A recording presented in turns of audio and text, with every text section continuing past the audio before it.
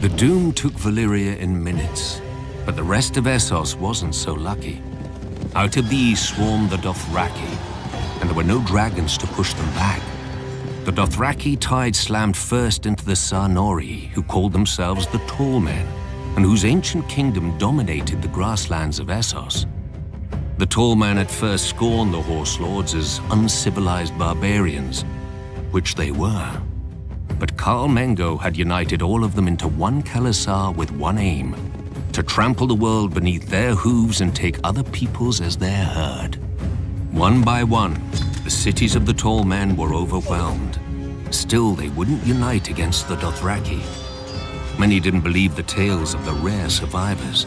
No army could move so fast or strike so quickly. They didn't know that the Dothraki live in the saddle and have such command over their horses that they seem to have 4 legs, not 2. Where most archers fire from foot, the Dothraki fire from horseback. Charging or retreating, it makes no matter, they are just as deadly. But the Dothraki prefer close combat, howling for blood as they ride down their enemies with their araks, and there were so many of them. When Khal Mengo's son, Khal Moro, laid waste to the waterfall city of Sathar, renaming it the Place of Wailing Children, the Tall Men finally realized their peril. Led by a High King, they assembled a great army to break the Khals once and for all, and met the Dothraki on what would ever after be known as the Field of Crows. The 4 Khals commanded almost 80,000 horsemen between them. The Tall Men had 100,000 foot soldiers, 10,000 armored riders, 10,000 light horsemen, and 6,000 scythed chariots. As battle was joined, the earth-shattering advance of the Tall Men's chariots smashed through the center of the Dothraki horde, the spinning blades on their wheels slicing through the legs of the Dothraki horses. When one Khal went down before them, cut to pieces and trampled, his Khalasar broke and fled.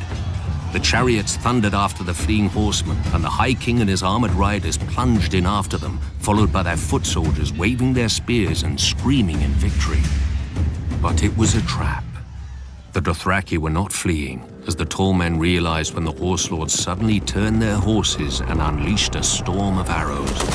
2 more Khalasars swept down on the Tall Men's flanks, while another attacked them from the rear, cutting off their retreat. Completely encircled, the High King and his mighty hosts were destroyed. The Tall Men had stood for thousands of years. Now the crows feasted on their corpses, as the Dothraki squabbled over their valuables. The common wisdom is that the Dothraki tide finally broke upon the spears of the Unsullied at Quohor, saving Essos from the Horse Lords. In truth, the days when the Dothraki could threaten the entire world had already passed.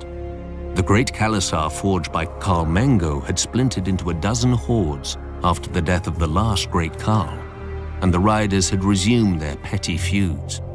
The grasslands of Essos are now called the Dothraki Sea, but no more nations drown in it.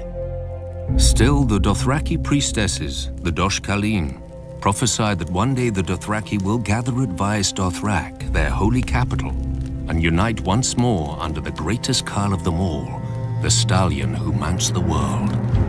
He will lead their people to the ends of the earth and grind all nations to dust beneath them. I knew a Khaleesi who the priestesses said would give birth to this stallion. She didn't.